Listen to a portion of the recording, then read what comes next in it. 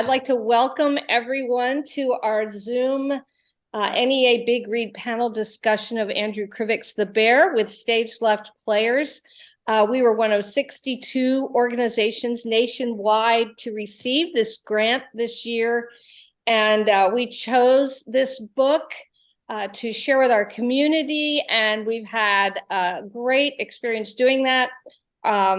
Our panelists tonight are going to talk about their experience with it. They're going to bring a wealth of background and information to us. And I'm going to start by introducing our moderator, who is also our literacy coach, I should say. I think we referred to her. Kyle Hall is here to moderate this, and she provided a wealth of resources for the general public and specifically for our high school English teacher to use when teaching the book. So Kyle, I'm turning it over to you now. Welcome. We're glad you're here with us, and take it away. Well, thank you so much, Candy. I really am appreciating this opportunity to talk about a book that I fell in love with. And so when you asked if I'd be willing to do be a part of this conversation, I couldn't have been happier. I wish I lived nearer to your area, because it sounds like some of the wonderful things that you did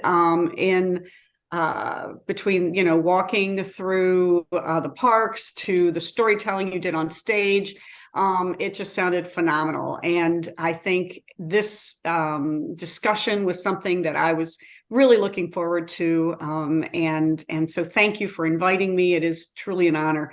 And we are going to be today and looking at the book, as Candy said, The Bear. Okay. And I'm just going to do a little summary, because for this group, and we are recording it, so I know it's a small group here, but you never know who's going to be watching this and who's going to be sharing this and taking a look at this, because I think that this book is just one that appeals to so many people. So just a little summary for those of you who hopefully have read the book, but even if you have not, I'm going to summarize the book a little bit so that you can understand the context of from where we are examining and exploring the themes and ideas and the characters and the intent of this book and our reaction to it. So, and I'm hoping that if you haven't read the book, that you will read the book. And if you have read the book, that you're going to enjoy our discussion and you're going to recommend the book to others. So just reading from the back of the book, it says in an Edenic future, a girl and her father live close to the land in the shadow of a lone mountain. They possess a few remnants of civilization, some books, a pane of glass, a set of flint and steel, a comb. The father teaches the girl how to fish and hunt, the secrets of the seasons and the stars. He is preparing her for an adulthood in harmony with nature, for they are the last of humankind. And when the girl finds herself alone in an unknown landscape, it is a bear that will lead her back home through a vast wilderness that offers the greatest lessons of all, if only she can learn to listen. A cautionary tale of human fragility, of love and loss. The Bear is a stunning tribute to the beauty of nature's dominion. And so that tells you, I think, a brief synopsis of the story, but it is a kind of combination, I think, of a fable and of a story and of an exploration of the importance of nature to us all.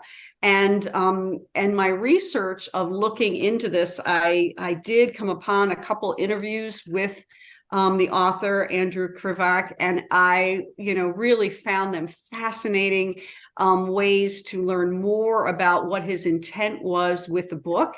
And so there's the author intent, and then there's the reader's response. And when we put those together, I think we can find some true appreciation and enjoyment of this wonderful, wonderful story.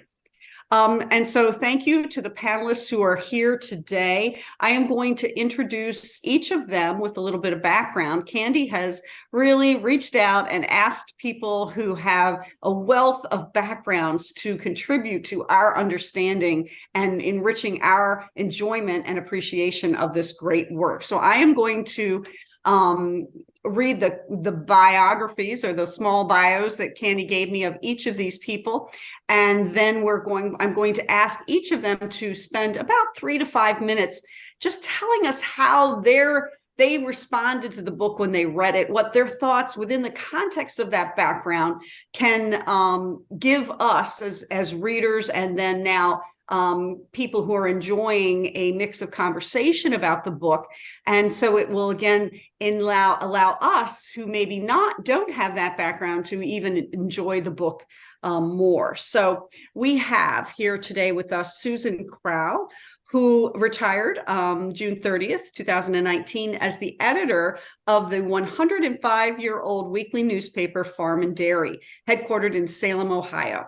She joined Farm and Dairy in 1985 as a staff reporter and was named editor in 1989. A native of rural Holmes County, Ohio, Susan was raised on a dairy farm near Walnut Creek. She received a Bachelor of Science degree in journalism from Kent State University. She is a past recipient of the Agricultural Communicator of the Year Award from the Ohio Agri-Woman, the Ohio Farm Bureau's Agriculture Communicator Award, and the Ohio Sheep Improvement Association's Distinguished Service Award. In 2014, she received one of 3 National Friend of Extension Awards presented by the National Extension Professionals Organization, Epsilon Sigma Phi, and received the 2020 American Sheep Industry Association Shepherd's Voice Award for print. She has also received numerous awards for her writing, including honors from the North American Agricultural Journalists, the National Newspaper Association, Inland Press Association, American Agricultural Editors Association, and is a 5-time winner of the Best Columnist Award from the Ohio Society of Professional Journalists. And those are wonderful. And I think we can see from Susan that we're going to have a wealth of experience, not only in the understanding of agriculture and the land and the earth, which is so important to this text, but also as a writer. And so I'm excited to see what Susan has to tell us in that area. We also have Eileen. I'm not sure if she's made it into the Zoom yet because we were having a few link problems, but let me tell you a little bit about her background. Eileen Dre Barden is a lifelong resident of Columbiana County, 40-plus years civil servant with Columbiana County Department of Job and Family Services, retired in 2019 after serving as director for 22 years. Ohio certified volunteer naturalist since 2019. Interests are in local history with an emphasis on the Little Beaver Creek, bird watching, tree and wildflower identification, the natural world in general, history of the American Revolution and its leaders, activities that she participates in, member of the Columbiana County Park District Board of Commissioners, vice chairman from 2018 to 2021, chairman since January 2022. She also is a trustee and volunteer for the Beaver Creek Wildlife Education Center. She conducts programs related to nature and wildlife and serves as a docent for the center. She serves on the Little Beaver Creek Wild and Scenic River Advisory Council. She works with staff from the Ohio Department of Nature Resources to monitor the integrity of the wild and scenic designated portions of the stream and work to educate the public on the importance of this watershed and on issues related to water quality.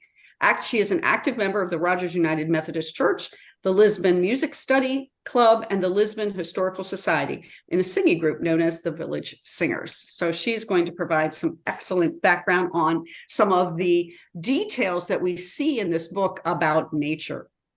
Alex Walker has another panelist here. He graduated from Notre Dame College with a Bachelor of Arts in English, grades 7 through 12 in a teaching license and a performing arts minor.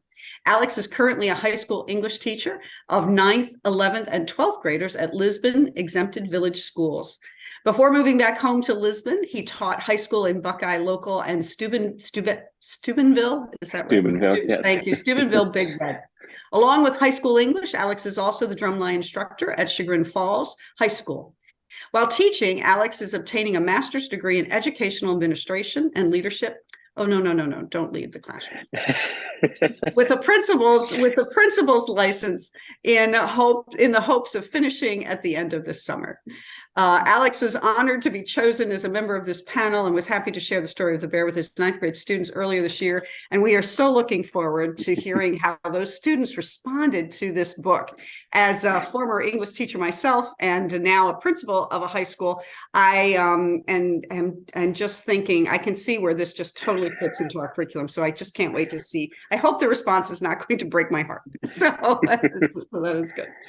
And Jody McCullough, welcome. Thank you so much for being a part of our panel today. Jody has a bachelor's degree in astrophysics from Mount Union College, a master's degree in astronomy from Swinburne University in Australia. She's taught physics, chemistry, geology, and astronomy for 40 plus years.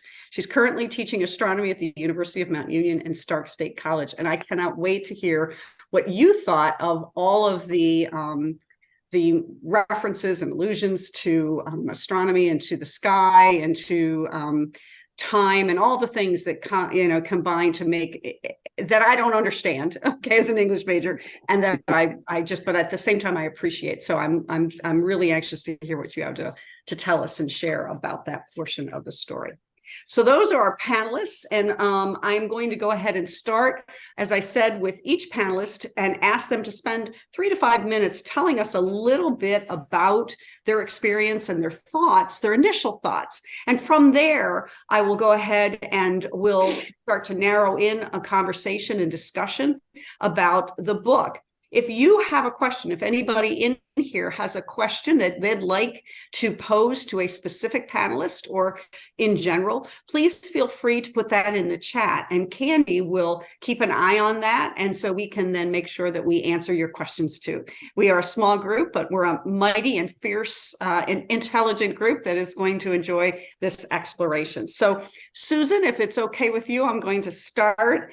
As a journalist and editor with deep ties to agriculture and farming, your perspective on this short novel may allow you to understand and connect to a variety of elements in Krivac's work, from the use of land for survival to the writing itself. Can you share highlights of your reading of The Bear with the rest of the group? Sure. I have to admit, I was to reading it. So I did overhear some reactions from some early readers. And there was, so I have to admit, I came into the reading with, oh, am I going to get it? Am I going to understand it? Am I going to like it? But within the first 20 pages, I fell in love with his writing. And I think that probably does go a little bit to my journalism training, because I was trained to make every word count, to almost be poetic, like where each word has to earn its place in my writing.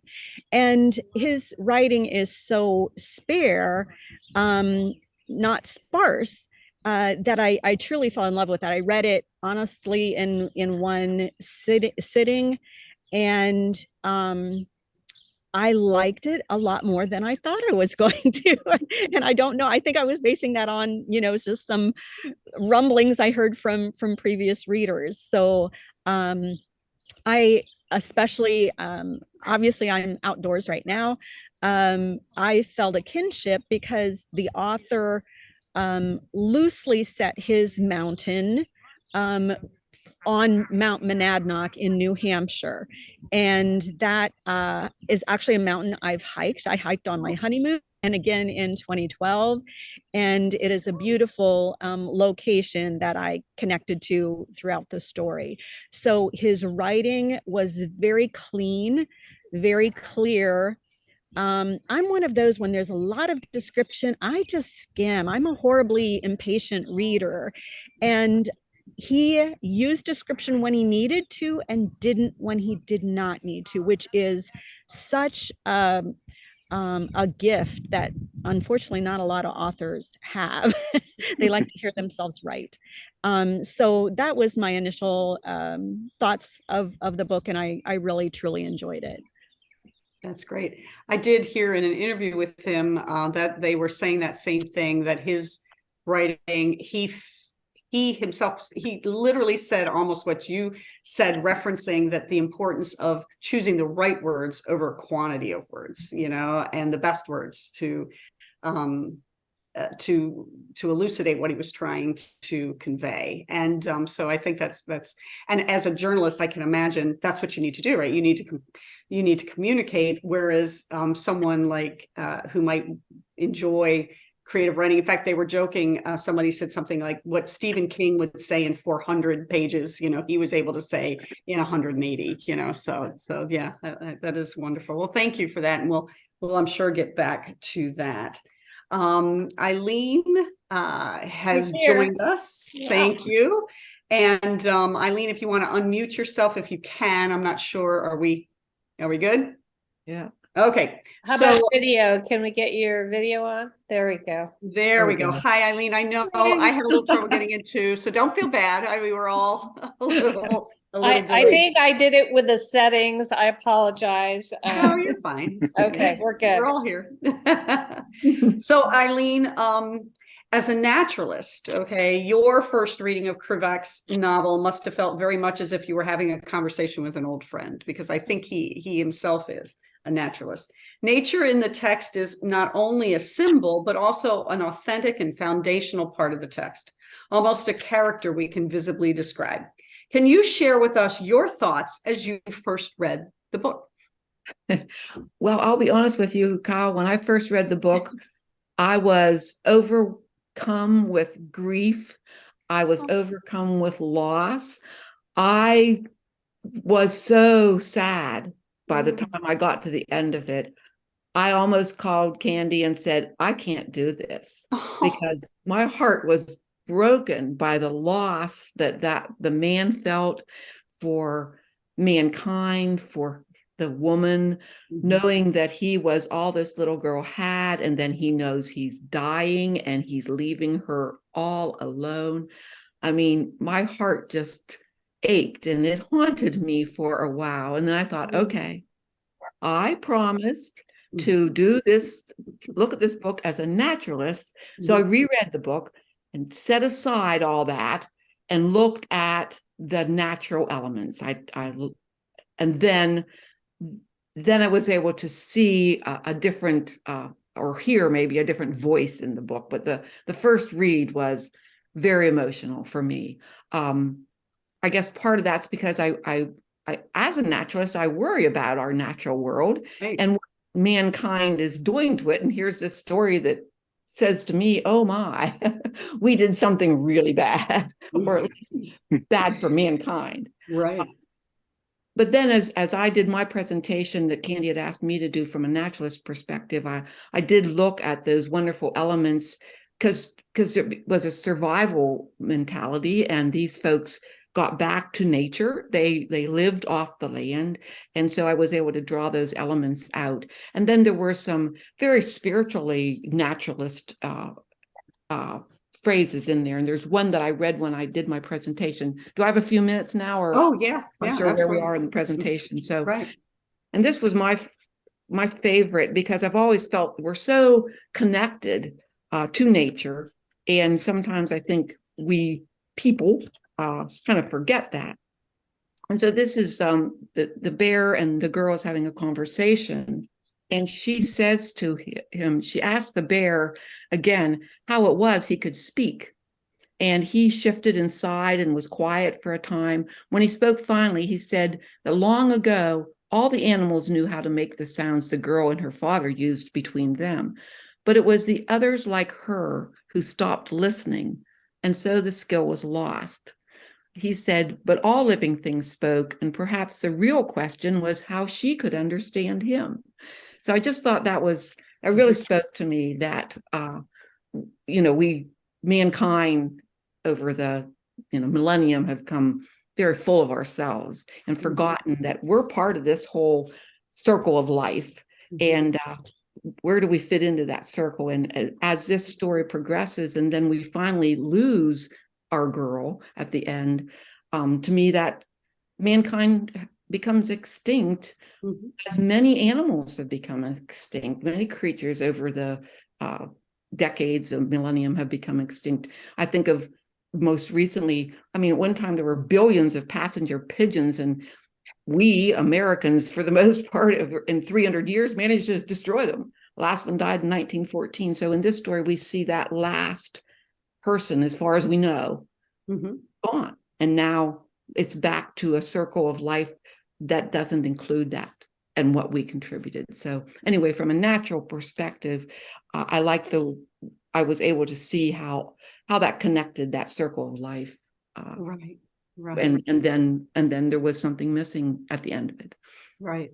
Oh, well, Eileen, thank you for sharing that, because it is profoundly sad in ways, the grief that the girl suffers at the death of her father, the grief that the father feels at the loss of his wife, and then finally, you're right, at the end. And so there's some truly genuinely sad, elements to the story, and you do have to wade through that. And as a naturalist, yeah, I can imagine that would strike you. Even, I mean, to a certain extent, I saw this almost as a fable, so I read it as a fable. So there's a little bit of a distance, but you didn't have that distance because you're immersed in the natural world. And so we have some maybe exploring to do on that element, because it was interesting in the interview that Krivec had that I saw. He talked about that. He talked about this is a tale, a cautionary tale about, we don't know why they are the last, we don't know what happened. We can surmise, we can guess, but we don't know exactly why, but they are. And so how is that, and how do we feel, about that? So yeah, we'll definitely want to explore, I think, that theme. Thank you so much. Sure. And Alex, okay, as a teacher myself, okay, as I said, I know that we read every text with at least some eye toward, the potential use in the classroom. It's a curse. It's a blessing and a curse. As you read The Bear, what elements in the text connected you on both a possible professional as well as a personal appreciation? So, not to hurt any feelings off the bat, when I was first reading it, exactly what you said. I was reading it, I'm thinking, how am I going to reach all of my students with this book? How am I going to keep them engaged throughout the book? How am I going to make all these connections? I chose to do it with my freshman classes, and I have all the freshmen that go through the school. And I made that decision just because I had some more nuanced junior classes. I had the honors, but I didn't have all of them. So I really wanted to try to expose it to as many students as I could. So that's why I went with the freshmen. But that's kind of a curse in itself, because I do have all the freshmen. I have every level of freshman that you can have. So a bunch of different personalities, a bunch of different perspectives coming at it. And as we were reading it, I definitely saw all of those come out. I had the practical students with addressing the whole animals talking there. How do they understand? How can they talk? How can they? So there were definitely comedic elements while we were reading it, and you have to address those. But then I did have more of the analytical students who did look at the figure of language and looked at the word choice and all those things that you should be doing in the English class. So I definitely started with it in that perspective. How am I going to teach it in the classroom? How am I going to get everyone? And as I was going through, I really tried to focus on the big impact moments. I mean, we look at plot points throughout the story. I looked at the beginning, middle, end, how's this all working? I looked at the big conflicts that were going on, where were big moments in the story. And that's really, when we were reading it, I tried to base my classes to get to those points, address those big moments as they happen, and just try to talk about why did they happen? What's influencing it? What's the character's motivation? All of those things that are going on to help move that story forward. So as we were reading, we did a combination of individual reading. We did group bump reading in class. We listened to the audiobook of it. So tried to incorporate a whole bunch of different varieties of the reading. And after everything was done, we had activities throughout. And then there was a culminating activity at the end. A lot of students got to choose between an essay, between making a diorama of specific scenes. They could make a survival guide of what they would choose to bring if they were stuck in the wilderness. Another one was a soundtrack for certain big moments in the story. So I really gave them the choice to be creative in their own way and just kind of bring the whole book together and tell me what you got out of everything. So I'm sure those big moments that we talked about in class will come up as we move on with the discussion, but it really was, my first read was just figuring out how am I doing this with everyone. And I think overall we made it work. And I think a lot of them got what they should have out of it in their And own way. what was your did you ever have a chance to just think what you thought of the novel? Like, what was your personal response to the novel? I know, believe me, it's like consuming, but did you ever have a chance? My first read through, that's what I was thinking of. But then as we were reading through class, I did get to read it 3 different times. So I've read and reread the story. I've seen a lot of things, and every time I read it, I honestly got something different out of it. I would get the grief out of it one time, and then I would get the excitement out of the next one. I would get the parts of nature the next time I read it. So every time I just got a different perspective into every little thing that I feel like the author tried to bring into the story and really try to portray. Right. Yeah, I definitely agree. Well, thank you for that perspective. It is fascinating. I can't wait to hear more about what they did. Right. And then Jody, as a scientist and an astronomer, your senses must have picked up at the consistent references to constellations and seasonal changes that mark time and weather. Many of us envy your knowledge, as at least I do, of both, and how you can understand more fully many of the references Krivak establishes in the text. Can you speak to your frame of reference as a scientist and share some of your context with us as you read the book? Sure. Well, I'll start out with a girl, me. A young girl. I can remember that my family were on vacation. We'd leave at 2 a.m. because my dad didn't like to drive in traffic. And my sister and I would lay in the back of the station wagon, looking out the window, looking at the stars as we drove along. So within a few short pages, as me typically when I read, I become the person. I became the girl. And I looked at it. I was the girl. So just a few thoughts on this one. I'm going to share my screen because I threw together some questions. So astronomy, as you said, astronomy is a major theme here. And for some people, you may wonder, why was astronomy so important to them? Are you seeing that slide? Oops. No, not yet. Uh-oh, what happened? It did not share? Hold a second. I thought I shared. Okay, I did not share the screen. There we go. Now, Well, that's me. We can shut that off. That's the background there. Oh, that's the wrong thing. Did I? Okay. It was here. I just closed it. There it is. So it is every page, every couple pages, it's rife with astronomy references.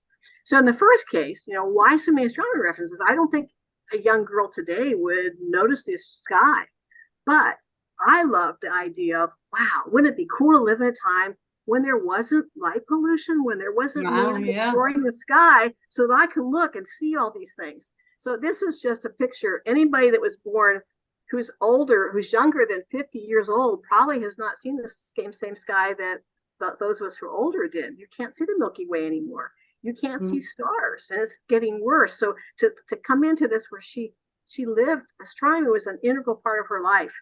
I understood that. That was me. There's a lot of reference to phase of the moon. So first of all, in the beginning of the book, the explanation as to why astronomy is so important, because the last 2 were a girl and her father. So there was no light pollution. Nobody was messing with the night sky. Nobody was setting off satellites like Elon Musk that is constantly destroying everything we look at. So anyway, we'll go on from there. But for many times it talks about, I'm looking at page 58, talks about he would roam through the forest for 2 phases of the moon. Now I wouldn't say it that way. It's a scientist. I wouldn't say, I start thinking, what do you mean 2 phases of the moon? Every one of these is a phase of the moon. But his reference was from the same phase back to the same phase again. So basically, here's a picture of the phases of the moon as we go through a month, 29 and a half days. So basically, when he would say 2 phases of the moon, he meant 2 months. They would go through 2 months. Another one, I cannot find the reference. I don't remember where it was, but I remember reading it. It talked about how she knew when we were at the summer solstice. And she talks about the equinoxes and the solstices. And of course, equinoxes are the first day of spring and the first day of fall. And then the solstices are the first day of winter and the first day of summer. Well, the sun's height in the sky varies depending on season. So the picture at the top there shows you the sun in the wintertime. It's very low on the horizon. Even at its highest point, it's very low. And then in the summer, the sun's much higher. So, and this is just, I found this one, I thought this was kind of cool, a Babylonian timekeeper, and it shows you a large statue, and there was a shadow cast on the ground, and that shadow would get shorter as you approach the equinox, and then it progressively gets longer. Well, they didn't have that, but they had a stick. She had a stick they had in the ground, and that stick told them when the first day. I'm not sure you'd know exactly the day. I mean, you'd have to have very careful markings of where that shadow was the day before. And of course, living in Ohio, is it cloudy that day? But obviously she didn't have that issue. So maybe without mankind interfering and not so much air pollution, maybe the weather is better. But the other one is there's a lot of constellations mentioned, and the constellations tell you a little bit about the seasons. So here we are. This is looking at the Earth as being the center, which it's not, but we see the sky. This is our view of the sky, and we look toward the sun, we don't see these constellations, and we look away from the sun, and these are the constellations. So in this particular case, the night sky is showing Pisces, but in this next picture, the Pisces is up with the sun, so you don't see it, and you see Leo. So when she talks about, there's several times it mentions constellations. It would depend on the season as to which constellations you would see. And she talked about the ecliptic. The ecliptic is the path that those zodiac constellations follow. The sun, the moon, and all the planets follow. So you would be aware. You could watch that ecliptic path. It would be very obvious. But the final one I'll say is this is great. Yeah. At one point she talks about the lion following the bear. Now, right. Yeah. I thought about that, and for that one's a little tough for me because the bear is always up. The Ursa Major is what we call them circumpolar, so we see it no matter when we go out. Oh, okay. Clear, we can see Ursa Major. We can see the Big Dipper, and it is the Great Bear. So I thought that was kind of interesting because this correlation between the title of the book and that constellation. Leo doesn't really follow it, but I guess you could consider that. So Leo is near in this particular view as they set. Ursa Major won't set, but Leo will. So, I mean, to me, it was fascinating to see it, and the references that the life lived as part of the sky is her world, and it guides her through everything. And whereas I had trouble relating to some of the things she had to do to survive, those were tough for me. But looking at the night sky, that was just really, it was a treat to live. It would have been a treat to I don't want to get rid of everybody, but it would be a treat to live in a world where you can see the night sky. So yeah, I agree. And thank you for that visual, because it was when I was reading and I remember that exact scene where she was talking about Leo following the bear. I thought, oh, it just sounds so beautiful, that's what she was talking about, and that's how she marked time. And I recall too, I think she was born on the summer solstice, right? And yes. So it was just so nice and to see how she measured that and how they measured that. And I feel like it was such an important part of the text. And you're right, the idea that the pollution, the light pollution that we see, it would not have been there. And so she talks casually about seeing the Northern Lights, and we freak out. And up here in Michigan, we just saw them. There was just a beautiful show like a month ago, unexpected, but the pictures were gorgeous of Northern Michigan and the Northern Lights. And to us, it's like a celebration of nature, and that it was just, part of her evening. And so it was, so by the way, spring is Leo is the spring. So if you go out, if it's clear tonight, you can go out and find Leo. It's really due south. It's okay. So that would have been the spring when she was talking about seeing that would have been springtime. So the references really kind of help you to figure out what time of the year this happened, because there was no calendar. They didn't need one. Right. And the little things that they had, and maybe this is a question too, some of the things that they had that were remnants of humanity, remnants of their human lives. Would anyone, I guess, like to talk about that? Like, as we look into the kind of the details of the plot, and this is, you know, of all the questions I have, this isn't one of them, but I was kind of thinking of that as you said that they had a piece of glass, right? They had the flint. He gives her a compass. But what does he do? What does she do with the compass at the end of the story? And I think that is just fascinating, because the end of the story is somewhat near where the beginning, right? Her birth on the summer solstice. She's back at the top of the mountain, burying her father. And what does she do with the compass? But bury the compass with him. Does anybody want to? And I know I said I'd call, but does anybody want to conjecture as to what's going on with that at the end of the story when she buries that compass? Yeah, Eileen, you'll need to, unmute yourself there. Yeah, thank you. Okay.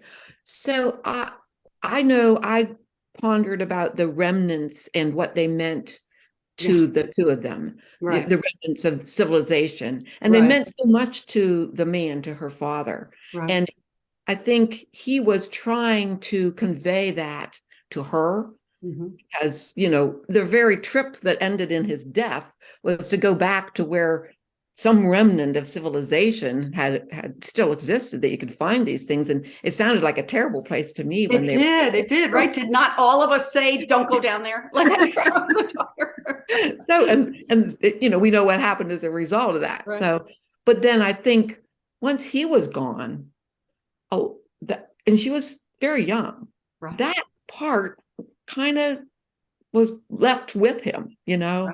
Right. She became immersed in nature. I mean, in the one scene, she leans against a beech tree, presses her head against that, and knows a stag is coming. She goes down to meet him, if you remember that. Right, scene. right. And so she doesn't need a compass. She doesn't need the compass. Yeah. That's right. She doesn't need the compass.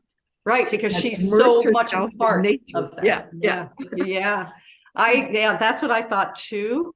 And think of some of the other things. Let's stay with this a little bit. Alex, help me out here with the books. I mean, when she just lets that book fall apart at the end, something in my heart broke. Okay, so what did you think about some of the books that they were, you know, and the elements of the books in the story?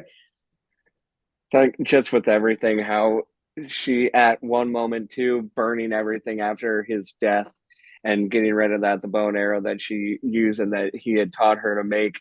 I think just everything with that, the despair that she was feeling and trying to go and understand all that too, and showing those emotions to everyone just kind of relates to how she feels within, how she did have these things. She would study from him. He taught her how to read, how to do all these things. And I think it was just her releasing what she did feel with that. Right. I think you're right, especially in that first scene at his death when she throws the bow and arrow that he made her into the fire. And then later on, and while it broke my heart because, you know, and our hearts, collective hearts as books, you know, and just the references to the books, you know, and I was just like, this is so wonderful. But at the end, she never moves back into the house, right? And so she leaves the compass there because I think, Eileen, you're exactly right. She just doesn't need it. And so I think, Alex, you're right too. It's a combination, right, of this despair of losing him, you know, but it's also then she's different than he is, isn't she? So think about that. Would anyone like to talk to what is the difference between the girl and the man in terms of their kind of outlook on life, their worldview on their lives? And can we see it in the context of nature? Well, I'll start with it because this is kind of a discussion that I had with the students as well, because we did address that and we tried to look at his life, what he knew, and also what she knew. And they picked up on it right away. He was still around when there might have been other people, and he knew what it was like to kind of be in society with others. Whereas with her growing up, she knew no one but him really, and he was teaching her everything. So the difference between that is he knows what life was like before with people, and she doesn't know what it's like with anyone else. So she really does have to make those connections with nature to be able to survive and to be able to keep herself alive and do everything that she needs to survive in the wilderness. Right, right. Would anyone like to elaborate on that? Any other thing that you saw in the text that would support that view or add to it? Yeah, go ahead, Eileen. The one thing that struck me was she never really understood his grief until, of course, she lost him. And, you know, he had been grieving for her mother for a long time. And as Alex pointed out, for the people that were no longer there. And she had no grief experience because her mother was gone when she was a newborn.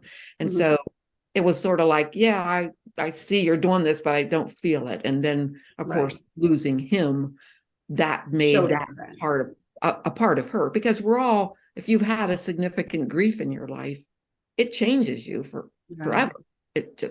You might go on, but you're changed. And she was changed after that. Right.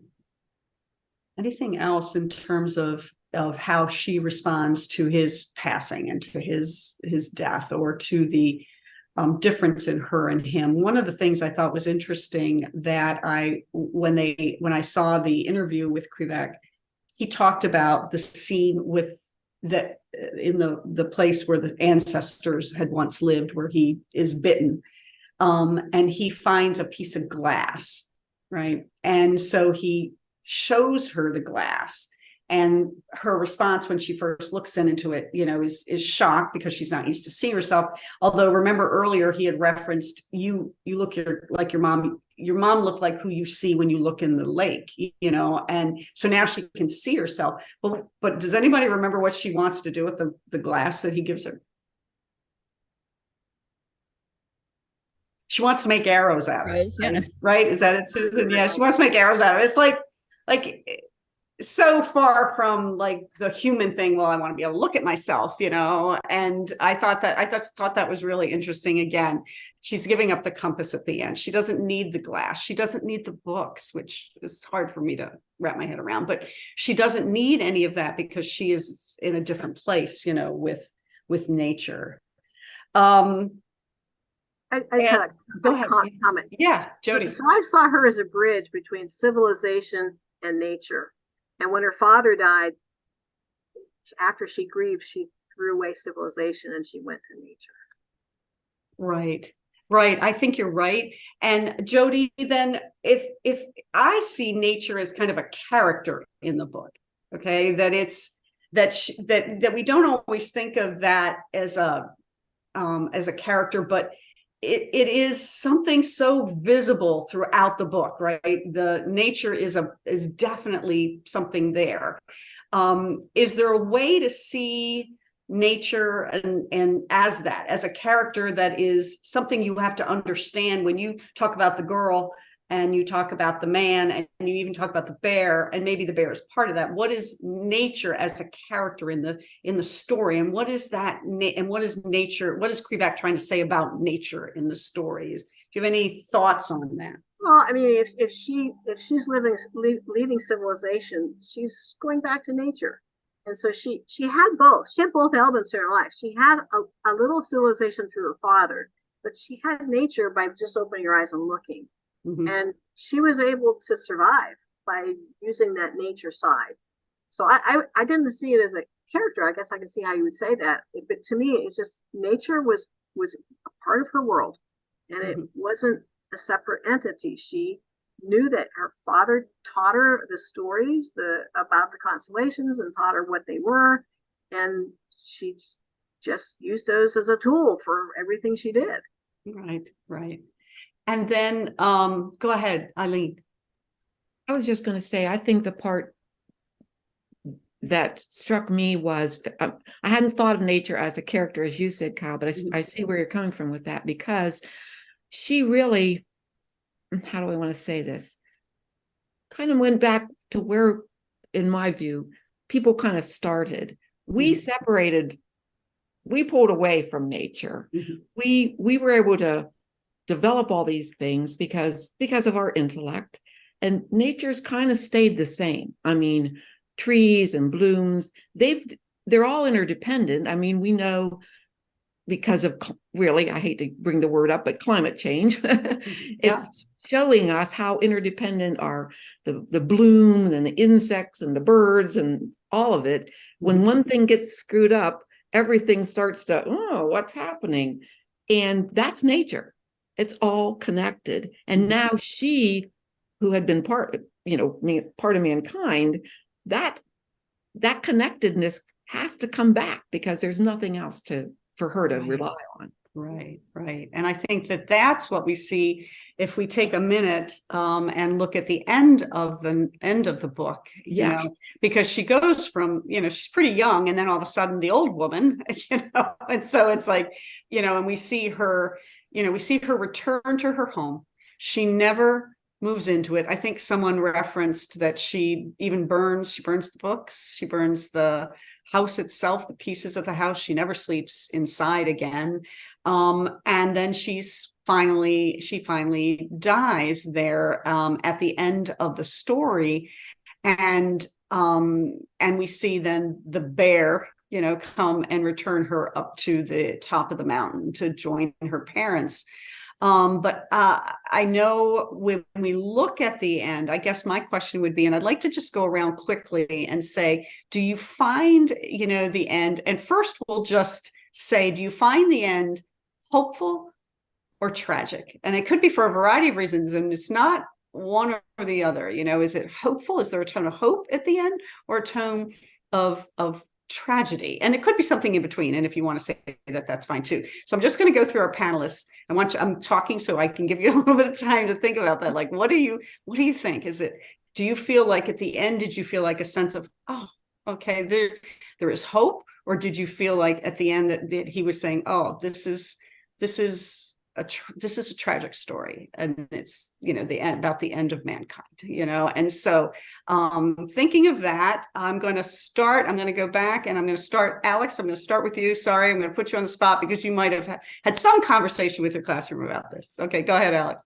So more so going towards tragic, because if it is this ending of humankind, the animals have taken over and the world is going to go on with nature and all of these things. So in a way it's good. And also there's also this, if it is a story of coming of age, we did see that with the girl, how she survived, how she was willing to make it into old age. And that was, even though she had all the struggles throughout, she still managed to make it through and live her life the way she was going to live it. She did what she set out to do. She made her goals. Go ahead. So you feel it's a Bildungsroman, right? It is the story. It's I love the English language, right? So right. Yeah. So she comes of age. She survives. She not only survives, she becomes one with nature, as Eileen suggested. But at the end, still you feel like there's a tragedy there because this is right. The last. Yeah. Jody, what did you think? I felt satisfied. Oh, okay. I felt satisfied that was what should happen. I thought it was interesting that the bear instinctually knew that he was supposed to come. Yeah. The bear knew that they were supposed to come there. So it was that kind of lets you know where did instinct come from. It's kind of interesting. I love that. Yeah. I love that idea, that instinct of nature, right? And so, I mean, we haven't even really had a chance or an opportunity to get into the relationship with the bear, and the girl, and the title is The Bear.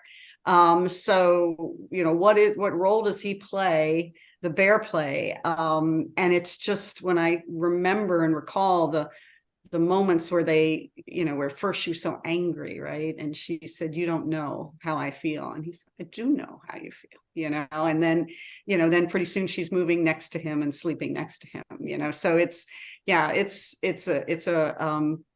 I like that word. For you, it's a satisfying ending, that's good. Susan, what did you think about oh, you're muted, Susan, just, yeah. I didn't see it necessarily as tragic. Okay. I was more full circle of life kind of thing. I think throughout the whole the book, you certainly had the respect for nature, for living things, Mhm. but sharing that knowledge is the thread that existed throughout the whole book. You had the Right, knowledge from previous generations to the father. right. The father taught everything he could for survival to the daughter.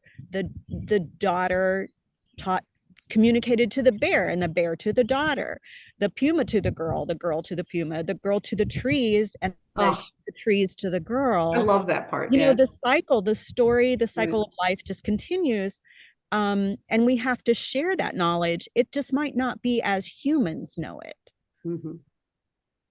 Yeah, yeah, I agree. I agree. Okay, Eileen, what do you think? Or do you have like another opinion about the ending of the story?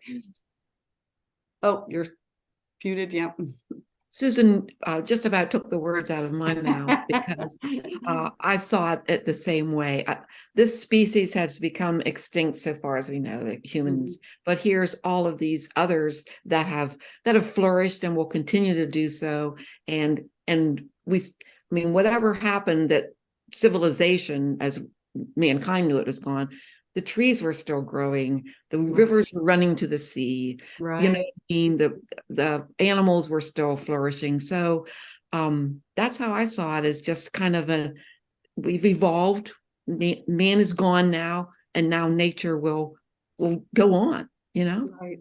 In fact, one of the things that I loved about a book, when I think of what is a great book, it's the opening line, right, Alex, and the ending, right? So when you look at the last line of the book, right, the bear, the ancestor of the bear, the progeny of the bear that she originally walked with, we think, returns and takes her to her final resting place with her parents.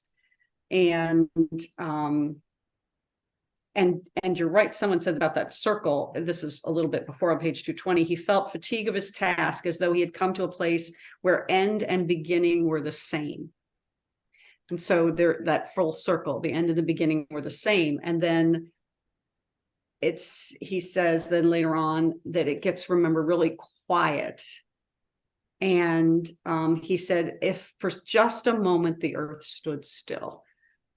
And then he says, then he set out, moving west along the shore, the sky beginning to pale behind him, like the world itself being born. And so the whole idea of that circle, the whole idea that the world, there's a moment there, that in my interpretation, it's this moment when the humankind is honored in that brief silence, that it is, they're gone, but there's the world, the earth still continues, at that time. But and that story of the bear is the story of how you're remembered. Remember when was it the puma who comes to her when she's so ill and dying, she's hardly able to survive while the bear is sleeping. And if we recall, he says to her, you cannot survive now and you'll be a memory, but you survive and you'll be a part of him. You'll be a part on the legend of everything that is here. And so, it's just a fascinating ending to an incredible story. We haven't had a chance to talk to, and I don't know if this is one last question.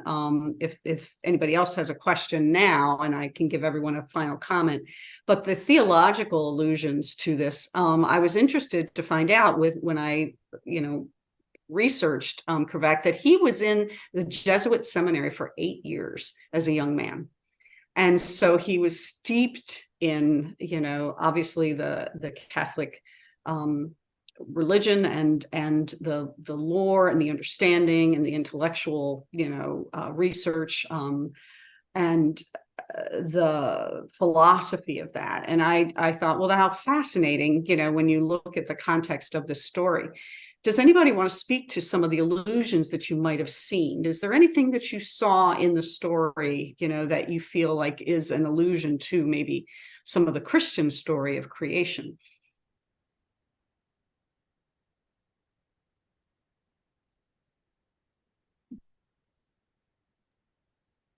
I can start. Yeah, Alex. I don't know if I have many to the creation. I know that they are in there and I can address them, but some of the big ones that I touched on in the class, the classes that I was teaching was on page 131. I have it to reference from it. There's talk about remaining in people's memory, and I believe this does not mean the man is lost or has disappeared forever, for although he no longer walks beside you, he still remains in the time and place of memory. And this is where he will appear again and again. And that's, again, the bear talking to the girl about her father. And again, with the grief that goes with that.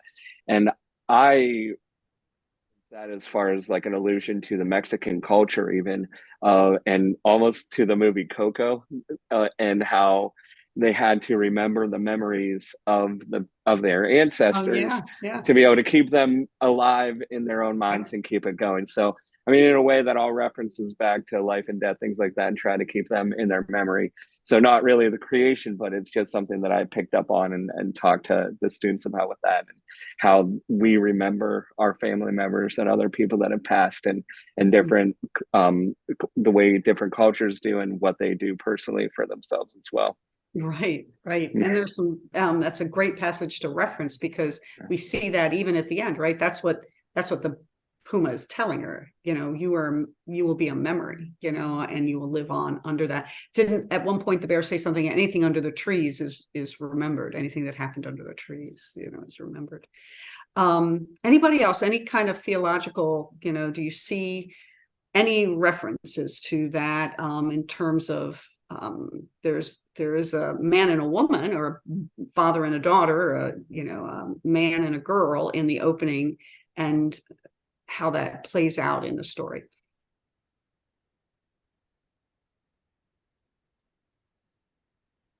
Candy? Well, if you think about, we started with Adam and Eve, a man and a woman, we ended with a man and a woman, but not quite the same. Right.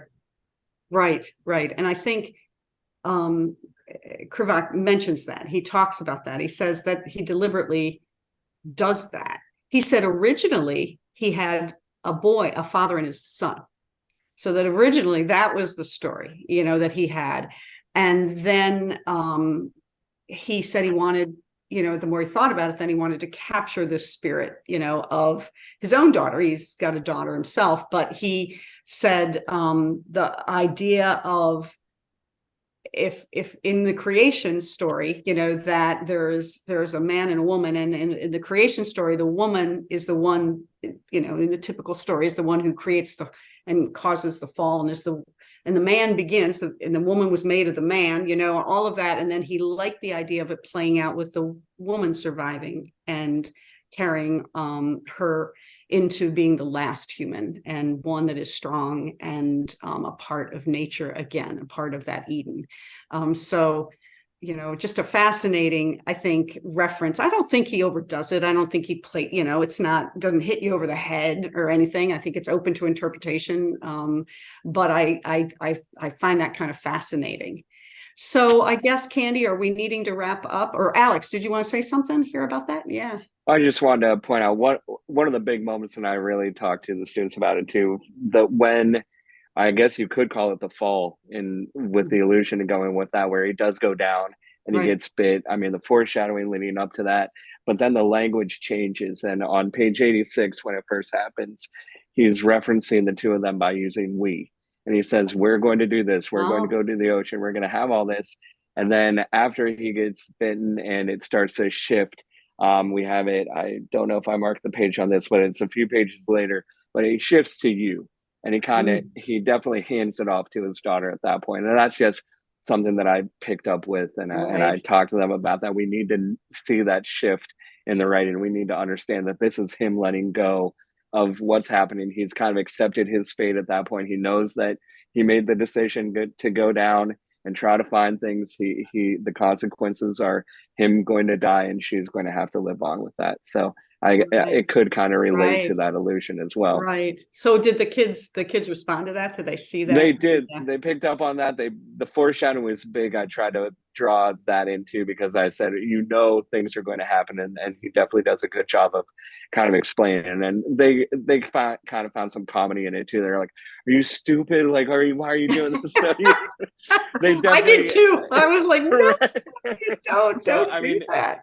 definitely And then the driven whole out. idea too, is the idea of his curiosity. He couldn't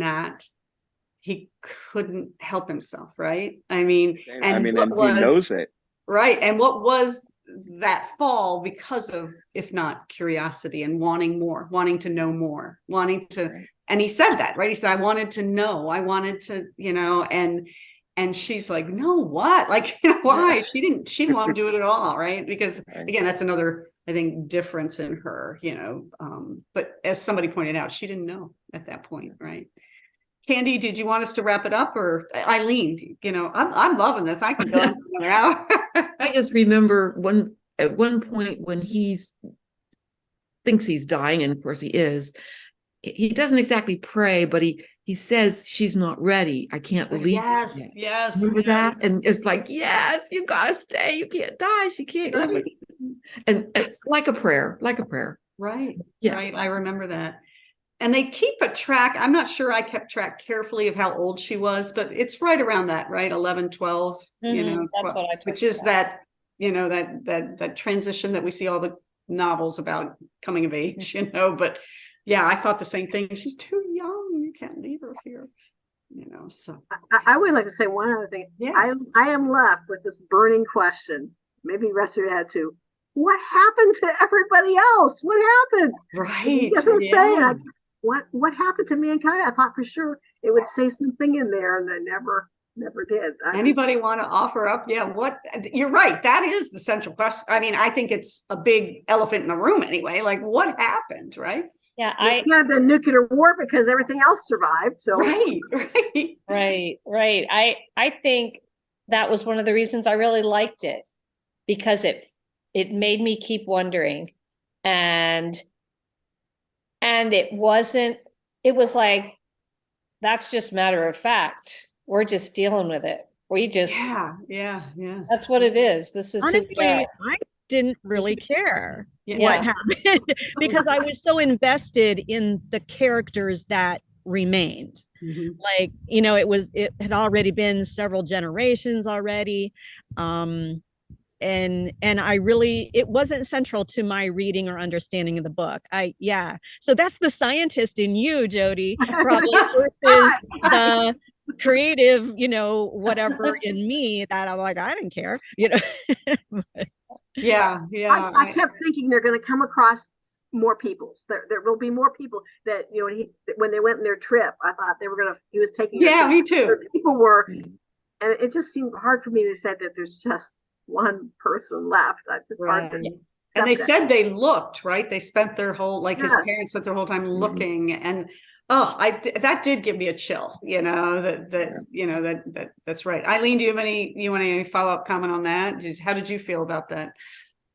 Well, for a while, I was like Jody, thinking, what the heck happened? But then after a while, it was sort of the acceptance of, well, whatever it was, I felt that man brought it on himself since everybody else seemed fine. Yeah, that's So, right. Yeah. and I thought, how like us? How like us like that, So I agree. And how fitting that at the end we didn't win, but nature did, like, that's it. And at the same time, I don't know, I was just hopeful at the end because of that moment, Kyle, that you mentioned, like where everything paused and I just saw this bear and just witnessing like this rebirth, and I became, I always see the world through rose-colored glasses. So I'm like thinking, oh, good, somehow man's going to come back. Like however we started to begin, right. we'll just do it again, but maybe we won't mess it up so bad this next time. Yeah. I don't know. I want to say that in the chat, we only had one comment, and it was from someone who had not read the book yet. And the comment is, man, this book sounds so sad. And I Oh, said, it does. let's see what they all say about this, as you were asking about the end. And I know that different people I talk to are like, oh, you know, and you know, some of it depends on where you are in life when you pick up a book like this. Mhm. And the other piece is this cautionary tale. I'm learning to try to prepare people to read it because it is a beautiful book, but say, this is a fable. Okay, this is a fable, and you're looking at one of those, you know, what if stories. Right. And that's what fables are, right? Right. That when we tell our children fables, it's to learn a lesson. And so the idea, Candy, that you're saying, that cautionary tale that's on the back of this. Right. I mean, Krivak says, look, I never thought of myself, and I don't think of myself as an activist. Mhm. But, you know, then when this story came to me in the way it did, yeah, is a certain cautionary, you know, and it's almost like he's not making judgment on that part, you know. Instead, this is the result of that, you know, and that's a fascinating way to do it, right? Because it's not a book that one side is going to say, see, this is what, you know, climate change is doing. It's deeper than that, you know. And I think it's still that novel of grief and coming of age, you know. At the same time, I think it's much more topical than something like, you know, Henry David Thoreau's, you know, Walden. It's, you know, it's a story that I think students and people can engage in a little bit more than they can in something like that, you know. But I do think it, you know, it does pose that question about what we're doing with our world and Earth. I said it's transcendentalism meets modern day, because I you love did it, have yeah. them. You have them writing their journals and telling you how you need to connect with nature. And it's not a journal. It's definitely the story. I mean, it's third person omniscient. You know the thoughts and feelings going on. You know how they feel in the situations, but it's just, I mean, following them and seeing how survival actually is happening with all the connections to everything else. So you get a little bit of everything with it. Right. And the details, right? I mean, are Mhm. they authentic, those details, like about that you can make tea out of pine needles? I mean, and you know, what they eating grubs and larvae, and you know, I mean, There were some great, as I did my presentation there at Scenic Vista, and that's what I kind of focused on, was here's what they were talking about. I brought examples, and oh, you did, yeah. here's a stem of a goldenrod where you've got a golf fly that's, you know, and you cut that open and there it is. So have a bite, Wow. you know. Wow, yeah. There's all kinds of things. So I Yeah. listened to a Remember Yul podcast. Gibbons? Do you remember Yul Gibbons? Yeah, Yul Gibbons. Yeah, right. That's it. You can eat pine nuts. You can eat a Yeah. pine. I listened to a podcast with the author. Actually, it was through the NEA, so it was about the Okay. predestination. And he talks about his grandma, who was an immigrant from Eastern Europe, and she went out into the woods. That he was from Eastern Pennsylvania, and she would forage, and so that came very deep rooted from his upbringing. Because he witnessed his grandmother doing that. And so obviously he researched the heck out of it, but it was very much a part of his upbringing as well, was the foraging. Oh, that's interesting. Not from a survivalist nature, but from seeing her do it. Right. Oh, that's kind of fascinating. All right. Well, thank you. Is there any final comment that anyone would like to make about the book before we hand it over to Candy? Well, I want to thank everybody. It's been a very enlightening discussion, all these great perspectives. We were missing one perspective this evening, and that was Elena Brownfield. She's the high school art teacher at David Anderson, and she actually had the 9th grade students that she had who had been reading with Mr. Walker respond in her classroom. And to see the works that they did, there's 10 framed pieces of art that will be on display as we come to the end of our NEA Big Read Art Celebration. And that's going to be on the weekend of April 28th and 29th and 30th. And so at the Playhouse, we'll end up having I'd say it'll be a 40-minute celebration, 7 o'clock on Friday and Saturday. It's free to the public. And on Sunday, it's at 2 o'clock. And those student artworks will be on display. So they're responding very much to the text. And in fact, with some quotes from the book in a sequential way that followed the book through it. So I'm very excited to display those and have everybody react to those artworks. The other visual art that we will have, we have commissioned a professional artist, Gail Trunick, who works with sculpture. And she read the book and she responded. She sent me her ideas, like a sketch. And then she sent kind of this and I was like, go for it, go for it. This is beautiful sculpture of the bear and the girl, with the bear kind of giving the girl some protection and shelter. And that will be on display at the Playhouse at that time. We'll have an unveiling. And then it will also be work that we will move throughout Lisbon. It'll go to the library. Alice, it can go to the school carefully. Like if you go to teach it again, could be in Mrs. Brownfield's classroom, any place that, if somebody makes a request, we can have it travel. And the other responses that evening, we have our Leap of Faith dancers who are going to perform a couple different pieces in response to the themes of the novel. And we have a vocal professional, Anne Cloutier, who's going to sing some beautiful short pieces of classical music. One of them is talks specifically to the theme of winter. Why must winter come?